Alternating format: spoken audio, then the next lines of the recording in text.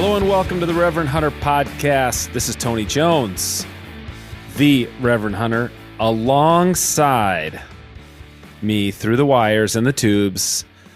Brandon, recently vacation Morton. Brandon, I think I just dropped your last name for the first time on our podcast. That's okay. But I have been listening to other Talk North podcasts.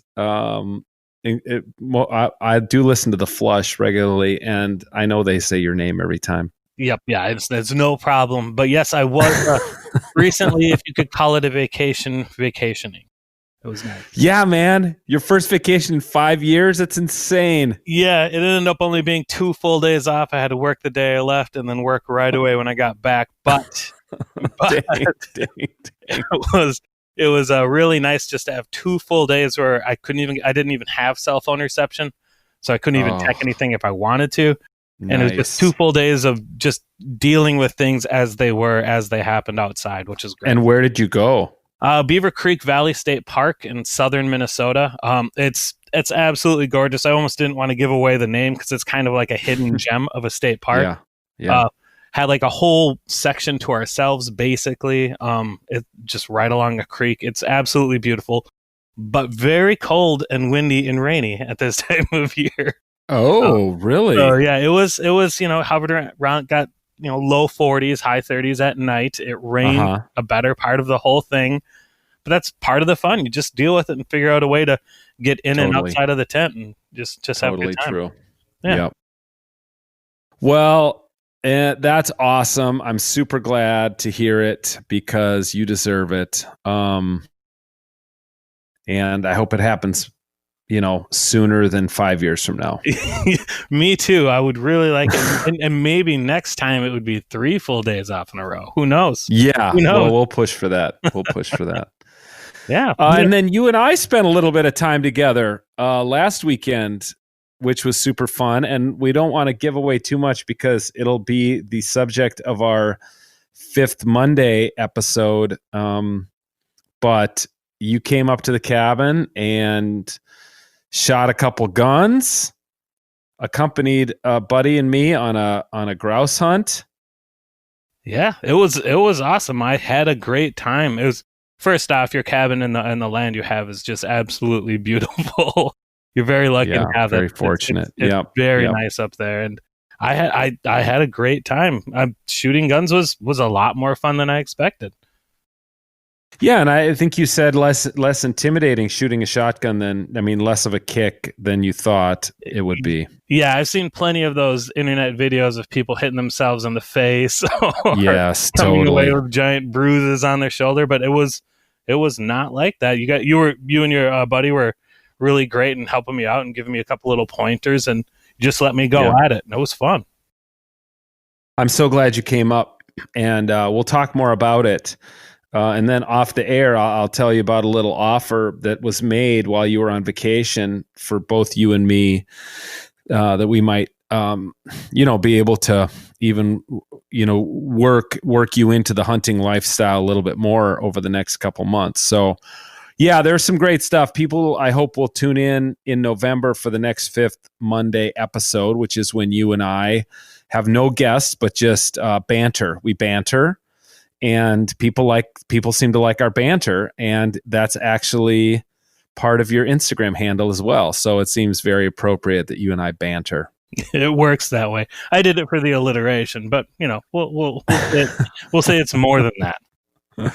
I love alliteration. Hey, and you and I also got to see each other in person in my backyard for this interview we did with Michael Chan, which was fun. Not only to see you, which is always fun, but to actually interview somebody live and be able to look them in the eye. And I just think it makes for a better conversation. I think people will probably notice it, but I had actually never met Michael before. He's a professor at Luther Seminary. And my dear spouse, Courtney, is not only a yoga instructor and Enneagram coach, but also a professional photographer.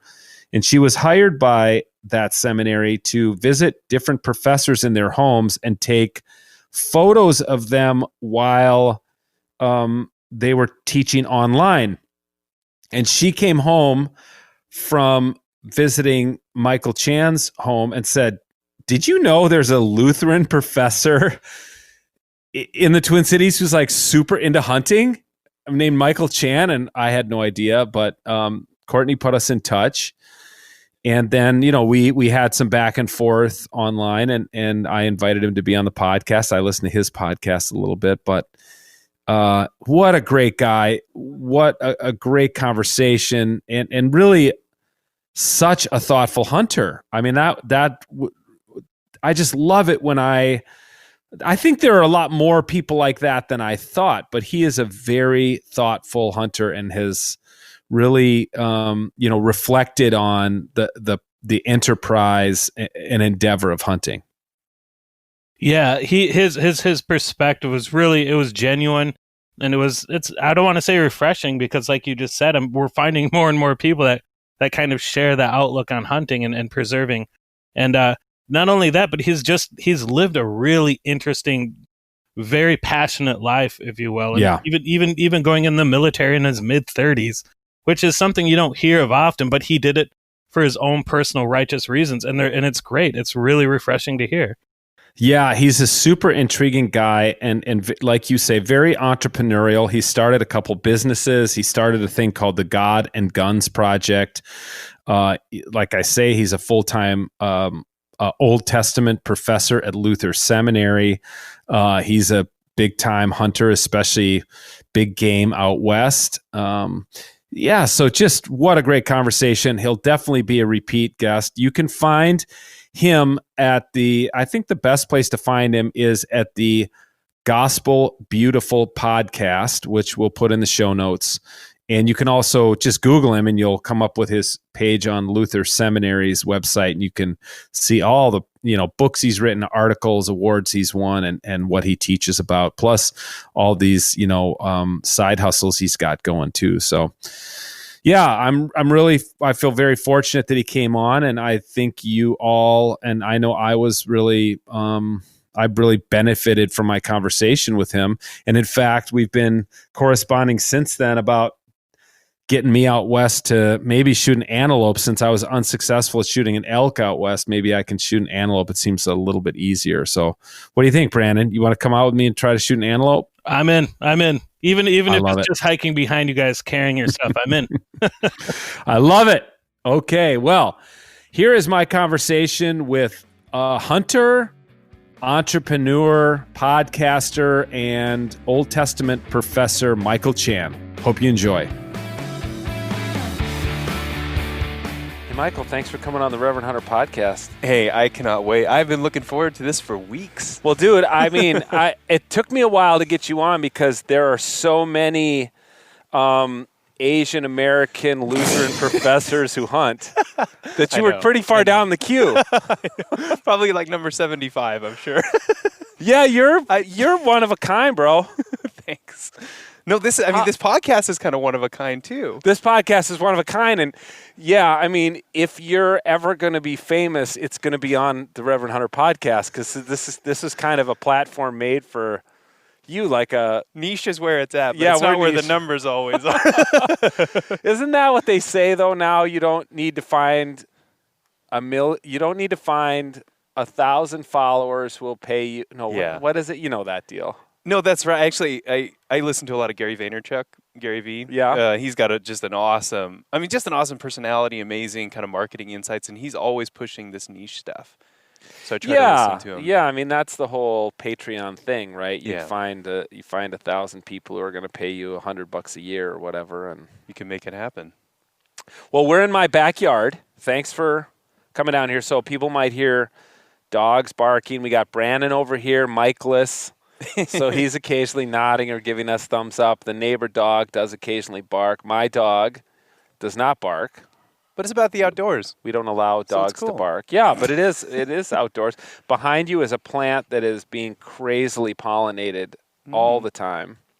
So there's a ton of bees on there. So if you scream in pain, we'll know why. Now, you live in Minnesota, but you're an Arizona transplant. That's right. We actually live up in Isanti, so I guess 35 miles, 40 miles north of the Twin Cities, and that was really purposeful. I prefer to live in a rural setting. Wow. I grew up in northern Arizona in a rural type setting, and I don't like feeling constricted. Yeah. Even Minnesota, I always feel constricted in Minnesota. What? Always. Even when I'm in... Because trees? No, part of it is just I think that the way that the DNR kind of manages things. Like I was up at Carlos Avery. Yeah. Which is an incredible wild space. I was on the phone with the supervisor of Carlos Avery this morning interviewing him for a story in the Outdoor News. That's awesome. And I absolutely love it up there. Yeah. But as you drive through, you'll notice all these signs like, you can't walk in here because it's wildlife management area, or you can, this is public space. And it's like, what are these signs doing here? I come from a place where... Arizona's a little more libertarian in that way. Well, within 10 to 15 minutes, you can be on public land in basically any direction you drive. Huh. And the private land kind of rules are such that if a person doesn't mark, this is a private land, stay out, you are free to access it. North Dakota's like that, too. Is that right? If it's not posted, you can go on there and hunt. So I just drive around gravel roads looking for ducks. And if you see a farm field and there's a pothole in the middle of the field with ducks in it, and there's no sign... Yeah, you can just walk through the corn and jump those ducks. So I totally get why they want to preserve the land space up there. It's really beautiful, but that's just the feeling that I have. I drew there's a controlled hunt in part of Carlos Avery, and for the second year in a row, I drew a spot. So this Saturday, when you and I are recording, is duck opener in Minnesota. Oh, I didn't know. And then a week later, October 3rd, I will be in there at 5 a.m. setting up to hunt with my kid and my neighbor. And that's controlled, so you had to actually draw a lottery. Yeah, and they're doing it it's part of like the R3 stuff to recruit, retain, and reactivate hunters. And you get preference if you have a youth or a senior in your group. And my kid is 16, so we were, I don't know how many people. He said there were 7 or 8, and we got drawn. There are 2 spots, and we got one of them. And it's a lot. We'll shoot some ducks and probably some geese. There's an open area that's not lottery in Carlos Avery, and that's like freaking World War III. Duck hunting, like dangerous there. To be. I mean, he said it's like. From half an hour before sunrise, it's 45 minutes of nonstop shooting.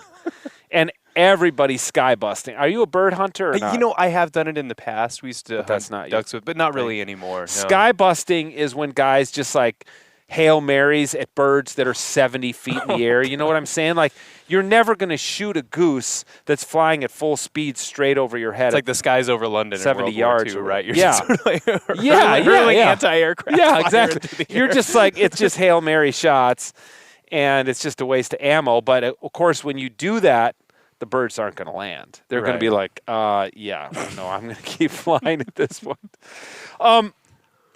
Tell me, did you grow up in a home that was hunting home, and did you grow up in a home that was a practicing Christian home? Yes to both. Okay. So as far as I could tell, I've asked my dad about this. I'm half Chinese. Okay. And so the hunting comes from mostly the Chinese immigrant side. And Really? my grandfather, who immigrated to the United States in the 30s, he somehow picked up hunting. I knew he was raised in an agrarian kind of context, and I don't quite know if they hunted at the time or if this was something that he picked up in the U.S., but that's kind of where it seemed to have started, hunting and fishing. Did they immigrate to Arizona? Or initially it was Los Angeles and San Francisco. Not a lot of hunting there either. I mean, maybe some bird hunting. It could be. I really don't know. Again, that part of the history is a little bit vague to me. But my dad hunted his entire life, and as a result, my brother and I hunted since we were very young. We were out with him. You grew up in Arizona, so what were you hunting there? Everything, including birds. Quail? My dad loves hunting quail, doves, ducks. We had Labradors that would retrieve in ponds and marshy type areas. What's the duck hunting like in northern Arizona? I don't think it's great, but you pick up on the migratory patterns, and so those ducks will land in cow trough or kind of cow dirt ponds, sure. and that's typically where we would hunt them. Because I suppose they're on their way to Baja, California. That's the what I would winter or assume. whatever. Yeah, I'd assume that too. And then, what kind of large game were you hunting? Deer, elk, antelope, turkeys. Rio Grande turkeys? Is that the? What do they call? They have the Rios, which my understanding is that those are further south, but I could be wrong about that. We have the Rios and what is the other name? Some listeners, right? You know, they will know. No, are you ever listening to a podcast? Joe Rogan will do this sometimes, and he'll be like, blah, blah, blah. I can't remember the name of this actor, and you're just like in your car screaming the name, yeah. Everybody knows Everybody knows who that is. Gould's turkey, I think, is another. And then there's the eastern turkeys, is I think what we have up here. Yeah, that's right. I was never much into turkey hunting. I just picked it up last year and tried to do it with archery. I was not very successful, but went out and tried to make it happen. Here in Minnesota. Yeah.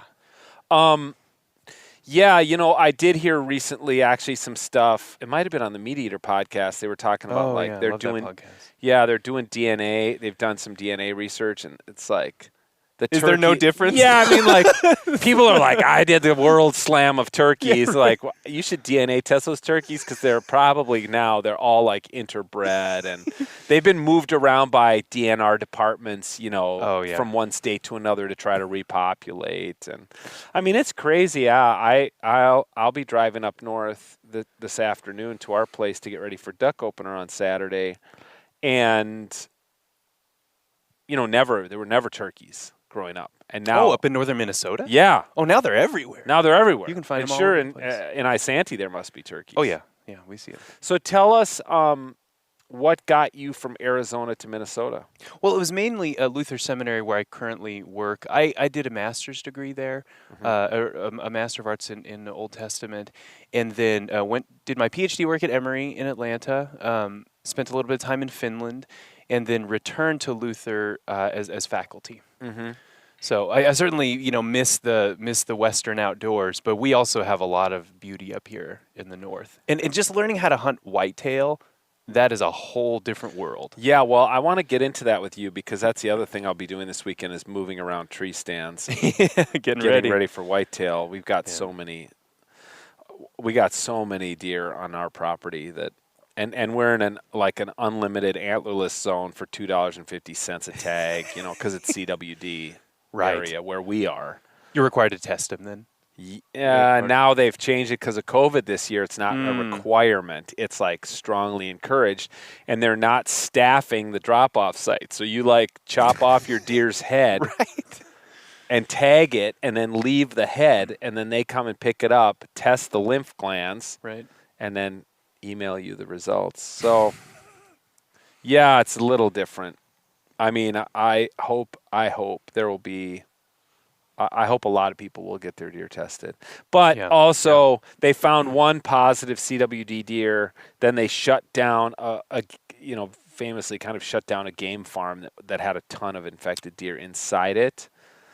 Didn't hear about that. In Merrifield, I was north of Brainerd, and they've not yet found another positive in that county. So that's good. I think probably one deer cross-pollinated with the deer that were inside the fence, touched noses or something. That deer died, and hopefully didn't spread it to any other deer. No, that would be a bad deal. I mean, that CWD stuff seems to be quite nasty. I don't know much about it. It's really bad. Yeah. So tell me about before we get into your Western hunting, tell me what it's like in Isanti. What's Isanti, Minnesota like? Well, population, roughly 4,000 to 5,000 if I remember correctly. So it's relatively rural. We have a lot of kind of fields and whatnot around, and that's what we appreciate that rhythm. We being? My wife and kids and I. Okay. And I think part of it too is it really is reflective of the moment as well. I work in kind of an urban environment in the sense that I'm at the seminary in St. Paul, and many of my students come from urban environments, but there's a tendency right now to kind of live in an echo chamber, and I wanted us to be placed in such a way that we were sort of operating in both red and blue parts. I mean, where you live is super red. Super red. Yeah. And how's that for you? It's just the reality, and that's how it is in Arizona. I mean, I'm not a Trump supporter, but we have a lot of neighbors who are, and I just feel like in the current environment, it's so easy just to be in your echo chambers where you don't have to come face to face with true kind of ideological difference. That I want to be there face to face, and I want to know what that feels like, and then be able for that to inform the classroom as well. Have you or your kids experienced any racism in Isanti? No, not even the smallest. Is that right? No, we've had because it's not. I mean, there are Asian people in the Twin Cities. Yeah, for listeners probably know that there's a very large Hmong population. For instance, even here in Edina, where I live, there's a lot of Southeast Asian and Chinese, more Chinese people, and in our school district, which is awesome, but not so much in Isanti. Yeah, and my daughter's school, I haven't sort of seen every student in her class, but just from conversations we talk with our young daughter about, just about the realities of racism, because she hears things on the radio. Why are we talking about policing? What are all these issues about? And so, in a 5-year-old kind of way, we try to do some education there. But she notices that there are people who have different skin color in the classroom, and so I think there is some level of diversity reflected even in her school district. But our experience in Isanti has been very positive, and I've had encounters with law enforcement speeding, those kinds of things, and all been very positive and respectful, and a lot of them are hunters as well, and so a lot of times I'm coming back and forth from hunting, and they'll make notice of camo or your bow's in the back of your truck, that kind of thing. Are you then, so when you hunt within a driving distance of your home, are you on public land or what's that? Both. I just gained access to some private property this year through a friend, and I was immensely grateful for the opportunity because it's hard to hunt the public land, I think. Yeah. It was. There's a lot of pressure on it. Yeah. It's pressure, and also you just can't permanently set up a stand either. Yeah. You have to be more mobile, and I typically use like a phantom saddle, so a saddle hunt, which is really comfortable. I'm excited to work with it more this year, and so that gives you some more flexibility, but still, just having to go on and off the public, you don't know who's going to be there, if you're going to have to abandon your area. It's just difficult. Trail cameras are harder. Yeah. And bow season just started last weekend. Did you go out? No, because I was hunting antelope in Wyoming. All right, well, tell us about that. Well, that was an awesome hunt. That was in Unit 76, so near Casper, Wyoming, and then Shoshone. And huge unit, a lot of public land. And the way Wyoming works is that it was a lottery draw, and my brother and a family friend and I, we all drew, and we probably draw every 3 years or so in Wyoming. It was a rifle tag. You can upgrade the tag to an archery tag so that you get access to earlier hunting dates.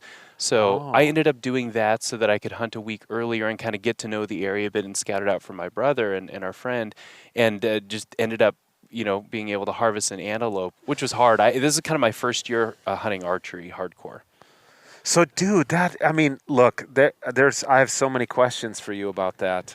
Because what you did is, that's an adventurous deal. To go somewhere, if you're not super into archery hunting or you're just getting more into it, that's a hurdle. Yep. You're a non-resident lottery draw in a state you're unfamiliar with. And a unit I was completely unfamiliar with. And an animal you've never hunted before. With a bow. I've hunted it with rifle. With a rifle. So, did you go out there alone? I was there solo for about 5 days. Dang, where'd you stay? Just camped on the public land. Come on, so in a tent? This is where, do you know Onyx? The totally. Hunting app? So this is where Onyx is like super. It's incredible. No, Onyx is like, I will sing the praises of Onyx all day long. Yeah. The other day, my kid just asked me, he's like, how much do you think Onyx pays to be the named sponsor of Meat Eater Podcast? I'm like, a lot. Yeah, but lot. Also, there are a lot of us spending $99 a year on Onyx. No, that's right. For the national, I spend $99 too. So so you get all the states. Yeah, me too. Yeah. Okay, so Onyx. So you go to public land. You get your draw. You say it must be a pretty easy. There must be not a ton of hunters putting in for that if you draw every third year? About? It depends on the unit. I think there are 500 to 600 tags given out for this unit because the population is so high. Okay. We hunted opening weekend and did not see that level, those kinds of numbers. We didn't really see that many hunters at all. Less than who's we? My brother, dad, and family friend and I. So they did come out. They eventually came out on opening day of the gun hunt. So you got out there archery season. Right. They joined you for rifle season. Exactly. You tell me what's the terrain and tell me about the, stalking and ultimately getting that animal. Yeah, so the terrain is flat to mountainous. We're not talking like 10,000 feet like Colorado type mountainous. It's more like I think the highest elevation is about 53,000 or 5,300 feet. Yeah. Okay. And then you have some flatter stuff as well. The antelope love the flatter stuff. Oh, and I think, as far as I understand the biology, these are animals that have like 10 power binocular vision. They can see really, really well, and I think they feel safer when they can see more. Okay. And so that's why and they're fast too. I think they top out at like 40 miles an hour. So I think they're the fastest land animal in North America. Wow. Somebody will be able to tell me if I'm wrong. Yeah. But they are super fast. They see really well, and so you're kind of trying to find these higher glassing points and looking out into large valleys where you can see them. They stick out like a sore thumb. Oh, big white butt. Yeah, You can see them from a long way away. Okay. So the game plan was for me to just go in early, find these high glassing points, and just kind of locate the population pockets, water sources. And so as I did that, I hunted archery as well. And man, I was so bad. I missed twice on the first day.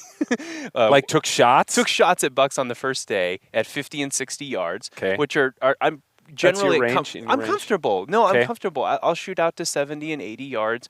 I don't feel as comfortable there, but 40 Have you got 50, a rangefinder? I do. Okay. Yeah. Oh, that's absolutely necessary, at least for me. If you're archery hunting, yeah. I think it is, especially in the Western, where it's not like you're sitting in a tree and you can kind of pre-range stuff. Right. You're out in the wild and you don't know. And distances are deceptive too. Yes. I always find myself misjudging ranges if I just do it by eye and then try to. Interesting. Just not that good. Yeah. Okay. So missed a couple times. I think I probably did 20 total stalks over a matter of a couple days before I actually killed. Wow. 20 stalks on different animals. 20 different animals. So there were a lot. You saw a lot. Population's huge. I mean, on any given day, I saw probably 50 bucks. Jeez. And as a first-time archery hunter of antelope, I would have shot any of them. You weren't looking for a trophy. You were looking to a kill. Any kill would have been a trophy. Yeah, that's incredible. So tell us about the successful one. Well, I was out checking water, and I found a buck off the road bedded. So I saw him bedded, and I ranged him from the vehicle, stepped out of the vehicle, got to within about 40. I think it was about 40 yards. So you're walking through what terrain? Like is totally this just open, prairie totally grass, flat. kind of. Yeah, I guess you could. It's sagegrass. Sagebrush, sure. Okay. So Super you've got no open. cover, really. He knows I'm there. Really? He absolutely knows I'm there. I mean, I don't want to make this sound like any more glorious than it was. Like, he saw me from the road. I stepped out of the truck, stepped around the truck to where I could, sort of safely, legally shoot at the animal. It starts to walk off. At 50 yards, it pauses, and I shoot at it, and hit it at 50 yards. I know it's hit because you can sometimes hear I could hear it wasn't I heard it hit the body. Sure. He runs off into a ditch and stumbles. So that's how my first kind of visual confirmation, okay, I know he's hit. So I give him about 30 minutes, and then I go. Is your buck fever? Yeah. Is your heart pounding? Yes. That's why I missed the first two times. I was just freaking nervous. Yeah, totally. I was totally nervous. Oh, interesting. And so I glassed him up again, bedded down, and gave him a few more minutes. And I could kind of tell he wasn't hit enough that he was going to kind of bleed out and die. So I stalked him from behind. And upwind, and then took a second shot to kill him at about 40 yards, and he died basically instantly there. Okay.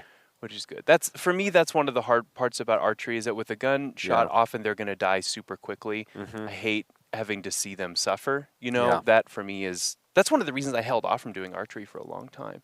because I knew about those possibilities. And I like, if a thing's going to die, if I'm going to kill an animal for food, I want it to die as quickly as possible. Yeah, man. And I've wrestled with that for a No, long time. I hear you. I feel you, because I have not archery hunted for fear of, well, it's harder. I mean, it's just like next level hunting, for one thing. Yeah. You got to get, 30 or 40 yards from an animal instead of 100 yards or 150 yards from an animal, for one thing. But the other is, I'm just worried about the lost animal. Yes. I'm worried. And I mean, I know somebody who lost an elk in eastern Oregon this week, like arrowed the elk. Yep. Tracked blood, found the blood trail, tracked for 5 hours, lost the blood trail. Yep. And never found the animal. This happens a lot. Yeah.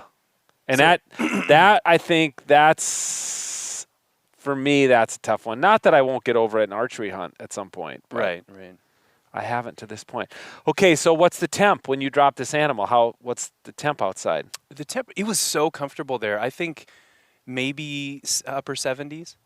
Did you It was in start the to worry, evening. like, I got to get this meat cooled down fast? I mean, what's the... No, that is absolutely a concern. And so after it died, I quartered and field dressed it. Uh-huh. I don't do I do like a gutless quartering kind of method. So Yeah. you basically remove the shoulders, back straps, tenderloins, and then you would leave the rest of the carcass out there. So I did my own pictures, which was a little bit difficult. Like I had my tripod on a and I'd, like, rock set or it on whatever. timer, Yeah. and then tried to get up. I'm still pretty slow on the field dressing. Uh-huh. By myself. Yeah. Like, I think my brother can probably get an antelope done within 30 minutes. Really? Like the entire thing by himself. My brother's like that too, yeah. I'm just not that fast yet. But I was Why able the to get it gutless method? done. I just don't want to have to drag an animal all the way back to my truck, and it's cleaner. Yeah. There's less risk of getting, urine or feces or whatever other kind of On the meat. on Do you the feel like meat. you lose some meat as a result of that method? It is. I suppose there's a possibility of that happening because you're not quite spending as much time with it hanging up and getting every kind of tiny bit of meat. But you're There might getting be the some- front shoulders, The neck meat, the hinds, front shoulders, the back straps, the tenderloins. okay. So you're able to get as much meat as you want. It's just you don't have to deal with the nasty guts. How do you get the tenderloins? Because they're up inside the rib cage. Oh, yeah. So how do you get inside there if you're not gutting it to get to the tenderloins? Very carefully. And okay. so you remove the back legs, you take off the back straps, which gives you access to that. They're kind of like underneath the rib cage, Yeah. right? So you have to sort of be careful not to puncture the guts Yeah. because they Okay. kind of expand a little bit if they're sitting for too long, or if the animal's kind of turned in such a way that the guts sort of push up against it. So you just have to be really careful not to puncture. Yeah, right. But once you can get your hand underneath there, the tenderloins can be You kind of pulled. peel it out. You just peel it out. Yeah. You don't even have to cut. So the real danger is just getting the access. And I've punctured before. I have made this mistake.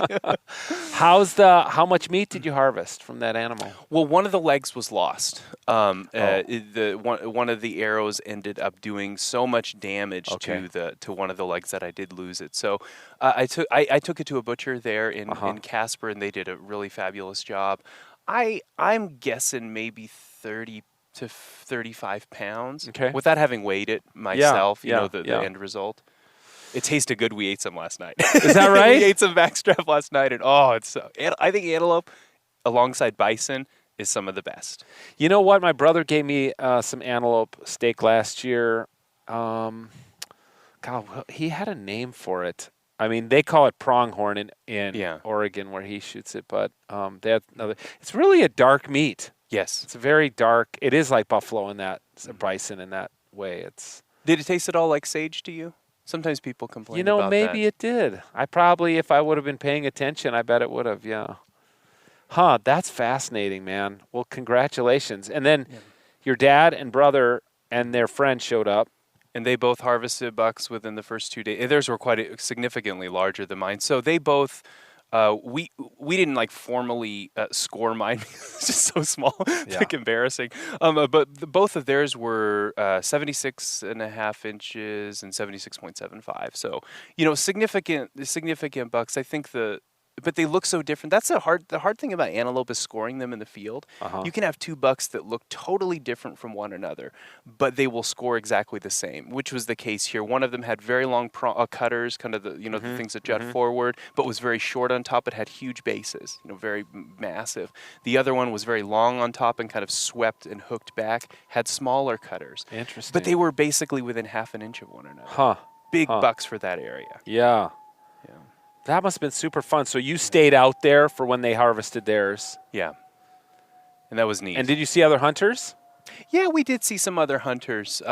Mostly road hunting, to be honest, kind of driving around and looking. And we found we do kind of a lot of deep glassing into country. And so we found that we were able to find some really big animals, just by getting off the road, getting to some high points and spending a lot of time behind the glass.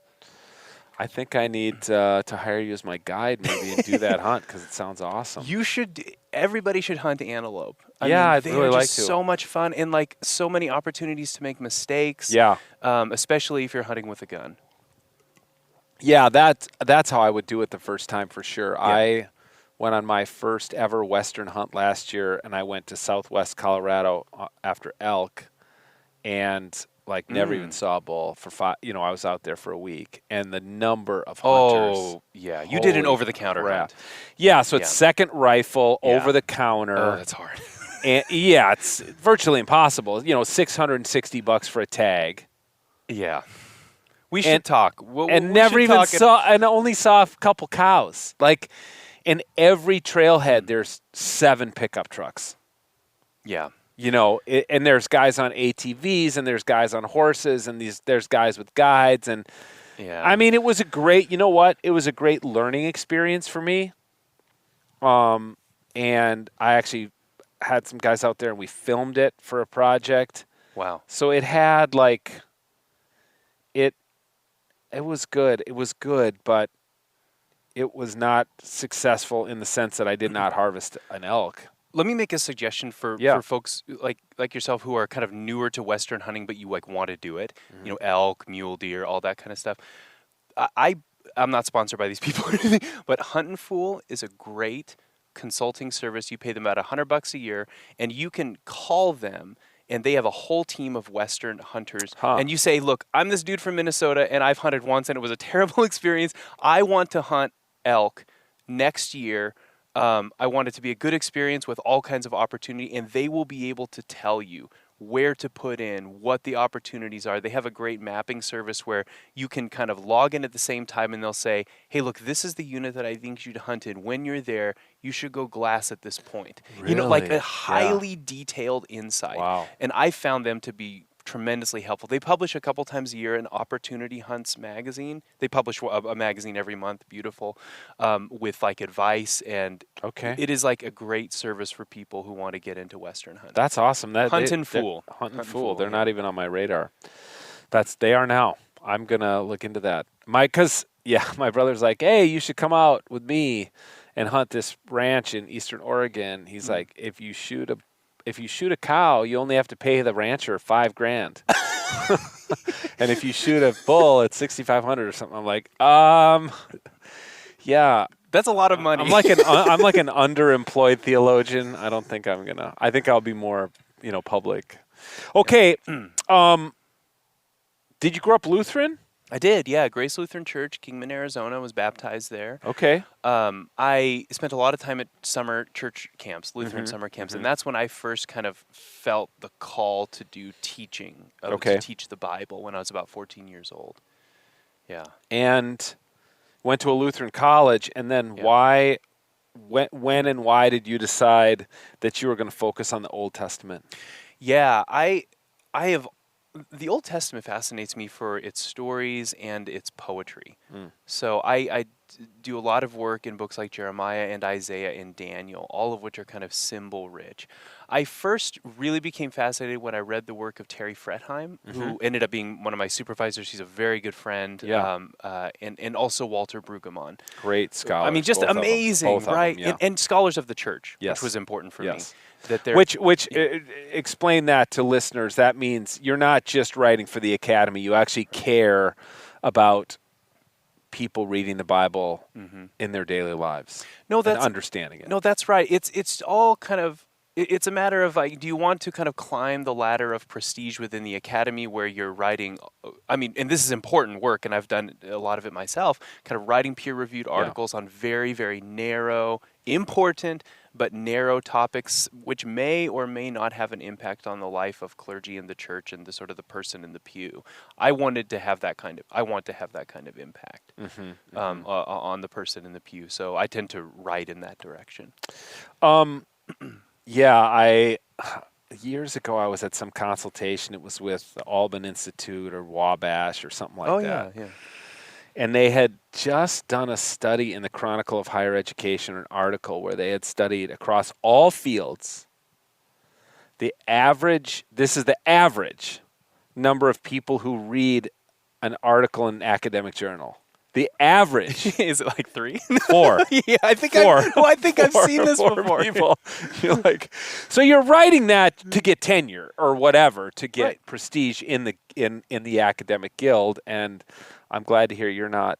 And to learn, for yourself as a person. Yeah, I sure. Think there's that too. So you were on tenure track at Luther, but then you left to join the military.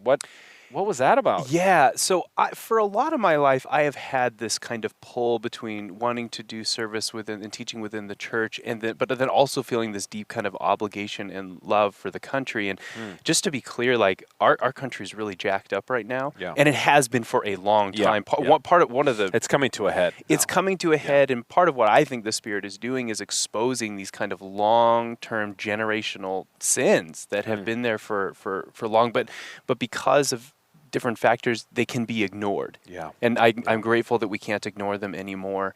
Nonetheless, I think the dream, America's dream, is an important thing worth fighting for, worth dying for, worth laboring for. And for me, because of my kind of background in Near Eastern languages, there were opportunities within the Navy to kind of use those skills. So So not as chaplain. You weren't going to the Navy as a chaplain. You were like going into. I was training to do intelligence work. Okay. Right. Okay. Unfortunately, while I was in, I developed a vision disorder. Oh. And that put me on a very long process that ultimately resulted in a discharge because of these medical issues. Okay.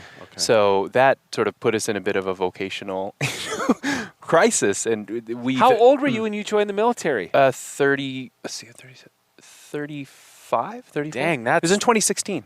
That's rare.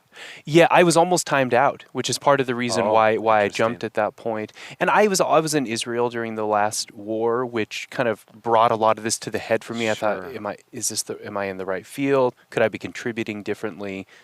That sort of initiated a lot of stuff there. Okay. Well, good for you, man. That's amazing. But then leaving the military, you went back into the academy.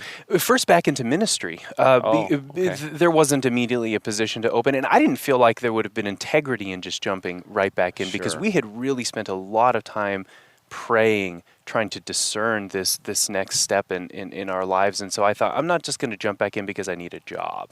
Yeah. So we moved back to northern Arizona. I did end up taking a parish part-time because the bishop and the pastor had approached me. The other interim needed to get surgery done. So I said, look, this is a good place for me to discern, continue to serve the church, but discern what was going to come next. Yeah. When you came back to Luther a few years ago, you also launched a thing called the God and Guns Project, or around the same time? No, that was actually before. Or when you were in Arizona, you started that? Even before that. Oh, really? Yeah, so that was before I left Luther the first time. And so I did, that's also when I did that interview with not Terry Gross, but with Carrie Miller. NPR. Yeah, Carrie Miller. Sorry for I've missing listened to that. That was a fun conversation, and she was a great host throughout that. And so that really did emerge kind of out of my hunting experiences, and I just noticed that people relate to the gun issue in so many different ways. Yeah. Many of them do from a perspective of faith, and that's true for people who are kind of want more stringent gun laws, who are kind of advocating for maybe universal background checks or something, they often do so from a place of faith. Yeah. Likewise, people who are gun owners and maybe want to kind of advocate for like 2A rights, they also often do so from a perspective of faith. So I was interested in the different ways that those intersected with one another, both quote unquote pro-gun and quote unquote anti-gun, as terrible as those terms are. Those aren't the right terms, I think, to describe what people are doing. Yeah, but in your context, the people you're an outlier in this world. I mean, maybe not at your ELCA church in Northern Arizona. Maybe you're not an outlier, or in Isanti, you might not be an outlier.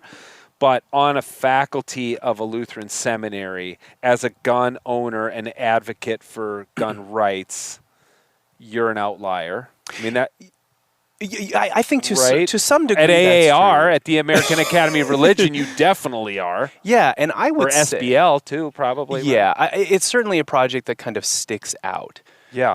As somebody who like publicly hunts and publicly, sort of does these things. And part of the reason I'm public about them is because I want to spark the conversation. And it almost always does. If I post a picture of myself on a hunting trip or of a recently harvested animal, it will generally spark conversation. And I want that to happen because for me, it's deeply connected to my faith and how I think about this world. Tell me more about that. How is it? So I have this little speech or miniature elevator speech that I typically give to people about why hunting is important for me, and it revolves around 3 words. One is honesty, one is the word local, and one is the word conservation. So I think 2 adjectives and a noun. I couldn't find a way to get them to be uniform. The honesty part is we generally eat probably 75% vegetarian. We don't eat my family and I eat about 75% vegetarian. If we eat meat, it's generally going to be something that I've harvested myself. Right. And that's important for us as parents because we want our kids to know, like, if you are going to consume a hamburger, understand that an animal gave its life so that you could actually, or its life was taken, is more the case, in order for it to sustain you. We just want you to be honest about that. So my daughter's first hunt was actually a bison hunt in northern Arizona in the Kaibab National Forest. We were with a good friend, Russ Jacoby, who guides these hunts. And she saw that process from the animal being dead to it being butchered, and then she's also eaten, the meat. And that's just a really important thing for us, that we are honest. So that's the first point. The second is the local point, that I just want to know, how did that animal live? Like, was it I'm somewhat critical of kind of the industrialization of animal meat and the way that some of these animals are treated, especially chickens, hogs, cows. We know some great ranchers who are really good to their animals, and we celebrate that. But we also have seen these operations where I don't think animals are always well treated. Right, for sure. They're just... they're just... huge feedlots and... huge feedlots. And so we want to have a knowledge of how that animal lived, how it died, was it ethically harvested, all of that stuff. And then the final point is conservation. Listeners may not be aware that there is a particular North American model of doing conservation. And that model is actually, as I read it, really grounded in Adam Smith and his kind of notion of the invisible hand, where you have self-interest and public interest intersecting with one another. So the primary supporters of wildlife conservation and management are hunters, right, through their purchases of tags and whatnot. And all of that money goes to the perpetuation of wildlife and habitat. Like in Arizona, I think we have some 3,000 drinkers that the Game and Fish oversees, and all of that's funded by hunter dollars. Right. So for me, sometimes this feels like a contradiction when people say, oh, you kill animals. It's like, yeah, that is true, but understand that like those dollars go toward the perpetuation of wildlife habitat and the furtherance of wildlife welfare. And so there's this kind of mating of public interest and private interest. I wrote an editorial in the Minneapolis paper a couple weeks ago about defending hunting and knowing that what's about to happen now with archery whitetail season is that there are going to be grip and grin photos in the sports section every Friday of dead deer. Some kid shot his first deer, and that's going to be, and then there's going to be letters to the editor 2 days later of people like, how did what that deer ever do to you? This kind of thing. But the about 4% of Americans hunt. Yeah, it's a very small number. And about 5% of Americans are vegetarian. Okay?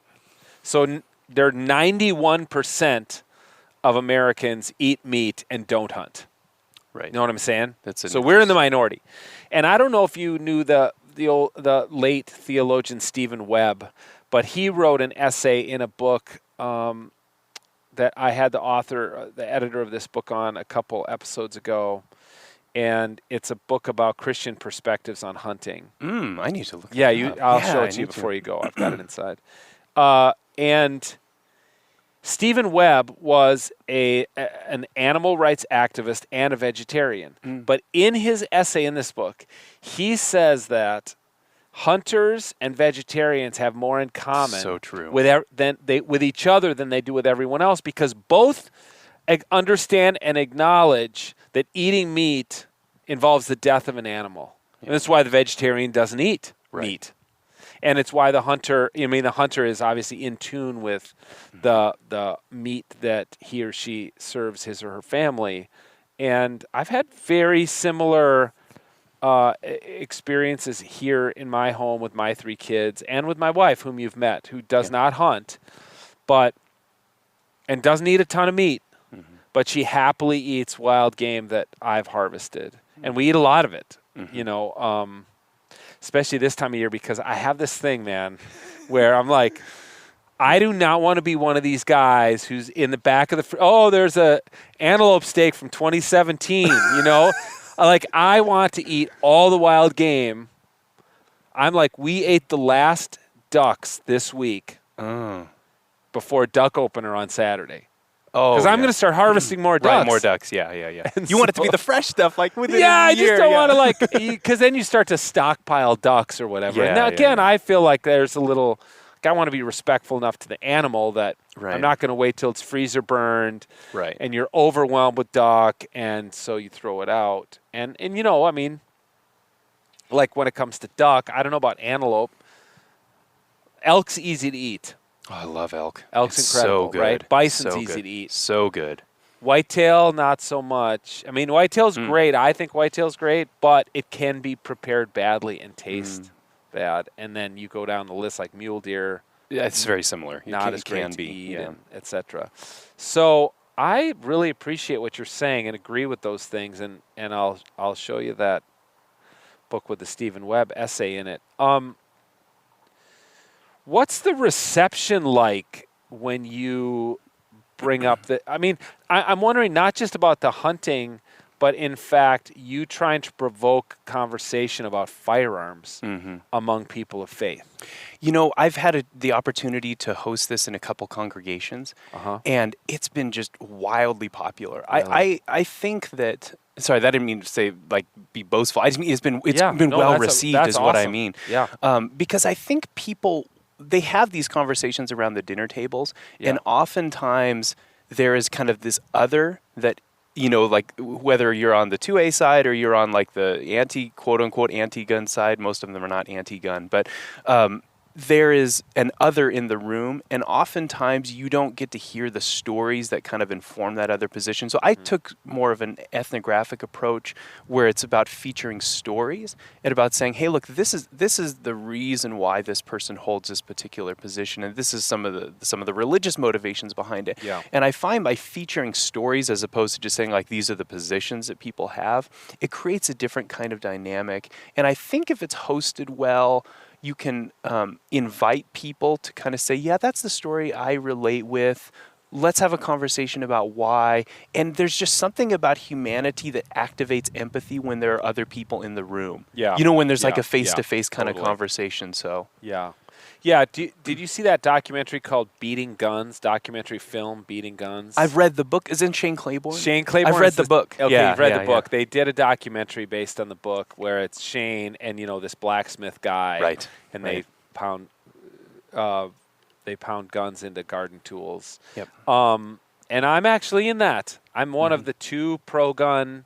They have like kind of a right-wing red state. Oh, in the documentary. Yeah, I really need to see this. I'm in the film just as like kind of a reasonable voice of a gun owner. And I make this argument, I think it's made it into the film, about like well, if you're going to eat meat, like this is how, you're implicated in violence. I know you don't like to think it, but you're implicated in violence. So, I mean, it just seems like firearms, man. It is such a touchy subject. I mean, don't you even, it's interesting you say that you'll like post publicly photos of yourself with a firearm or with a dead animal. Usually with a dead animal. I try not to not do so the much firearms. with the firearm. Yeah. Sorry, go ahead. Well, that it provokes conversation because it could also lead people like just to unfriend you. Yeah, that's all right. It's fine. And walk away. Yeah. Do you have students? Do you have students who get, triggered by that when your students in seminary students they're just like taking an Old Testament class, then they see you in your Sitka camo like you're wearing today, and they, you know what I'm saying? They struggle with that. I don't. So my hope, and I have this conversation with students at the beginning of class, is that there are going to be topics that can be quote unquote triggering because it's the Bible. Yeah. And the Bible, especially the Old Testament, is full of a lot of, like, it's a violent world that text is coming from, in the same way that rap music often and hip-hop music often reflects the violence that it comes in. Yeah. The Hebrew Bible reflects the violence that it grows up in. And so I try to tell students that, look, this is going to happen, and the best thing we can do, like if you need to take space for yourself, that's totally fine, no big deal. But this is going to be there, and you're going to be a pastor where people are going to be triggered by things you don't even know could be triggering. Yeah. This world can be triggering to people, and so we have to learn how to kind of deal with that pastorally. So I try to just make the invitation and say, like, if this becomes a problem for you, if anything becomes a problem, let's just talk about it and figure out what's going on there. So I haven't specifically had that experience either on social media or in the classroom, and my hope is that students feel like the space is such that they can raise the issue if it comes up. Well, before we go, let me ask you, as an Old Testament guy, I'm not an Old Testament. I mean, I do love the Old Testament and feel very uncomfortable when Christians are. The term that you and I will know is supersessionist, when they jump over the Old Testament to get to the good news. I've often, when I was like a youth pastor, I would explain it to kids. Now this is an out of date reference for kids today, but I think hopefully most of the listeners will get it. It would be like watching The Shawshank Redemption and only watching the last 30 minutes. You know what I'm saying? Like the redemption of the last 30 minutes of that film are only so redemptive because of the hell of the first 90 minutes. So not to say that the Old Testament is hell and the New Testament, but that whole, and as a Lutheran, it's like, what are these guys doing at the beach now? Why does this matter? Yeah, like what's so great about this? Big deal. Hope, who cares? Oh, this guy was raped in prison. Oh, okay, well. Right. Dang. It makes a really big difference. Right. So, Old Testament and hunting, Nimrod. Great hunter before the Lord. Great hunter before the Lord. There was some other hunting. Not a lot, but what's your take? What is your study of the Old Testament? Yeah. How has that informed you as a hunter? That's a good question. So I guess we should say more broadly that, like, meat consumption is a regular part of kind of Israelite society. Probably not to the same degree. Almost certainly not to the same degree. Well, back to Cain and Abel, man. I mean, right? Yeah. Like, the Lord Jacob makes it pretty clear he likes meat more than wheat. Yeah, I think that's a complicated story to sort of understand, like, who sort of the why there. There's no why. Yeah, the why I think is hard. If anything, that I think that just shows we live in a completely arbitrary universe with no moral code, because Yahweh just is like, you know what? I like that one. I don't like that one. There's an element of election there. And you see that also with Jacob and Esau. Okay. Jacob is sort of more of a domestic guy. Esau is a man of the field. Right. And the sacrificial system also involves, the consumption of meat and the killing of animals. Yeah. Hunting in particular, I guess, thought of as a sport. You see it especially among kings. So the Assyrian kings, for example, we have whole kind of wall panel reliefs where the kings will boast about their prowess hunting lions, hunting lions are kind of the primary prey. Bears, maybe? I thought there was a bear hunting story in... I mean, they'll mention ostriches. Oh, yeah. Okay. But lions are kind of... The ability to conquer a lion is sort of analogous to the ability to conquer chaos. That's part of what the royal hunt is trying to do. Okay. And on the Egyptian side, you'll even see the kings kind of depicted hunting both animals and their enemies. Yeah. So a lot of that is tied up in royal ideology, too. So... But that's sort of the most... That's what comes to mind immediately about hunting. David, of course, hunts, both the lion and the bear, and that's part of his resume to Saul. Like, hey, let me go take on Goliath because I'm the shepherd who can deal with these other predators. Yeah. So there is some... There's some there. Precursor in there. That's cool. That's very cool. Well, my neighbor has started to mow his lawn, which is probably... I taught him how to mow. They're first-time homeowners, and... they're actually Tibetan Buddhists from India. Really? It's fascinating. So he makes pot stickers for me, and they're incredible. They're incredible. But I've asked if he wants some venison. And he got he's like, I make them with beef. I'm like, well, what if I gave you some ground venison? He said, I would make pot stickers with venison for you. He's like, I don't know if I would. So I'm slowly trying to... break him in, but he does know how to mow his lawn now, and he's mowing, so that's probably a good time. A good neighbor. I thank you so much for driving down here, and wish you the best this hunting season, and I'd love to stay in conversation with you. I think we'd have a lot to talk about. Maybe go on an antelope hunt someday. Hey, that'd be fun. And once sort of COVID's passed, we should have a barbecue. Oh, yeah. Like an end-of-season barbecue Let's do it. Hunting season barbecue. Let's do it. Yeah. All right. Thank you. Yeah. Did you remember to hit record? Wow, Brandon, that was a great interview. Thanks. You did such a nice job recording and engineering and producing it. Well, thanks, Tony. I thought it was a great episode as well, and you did such a great job of hosting it. Aw, thank you. What if some people out there listening thought the same thing as us and just wanted to throw their sponsorship towards the show? How would they be able to do that, Tony?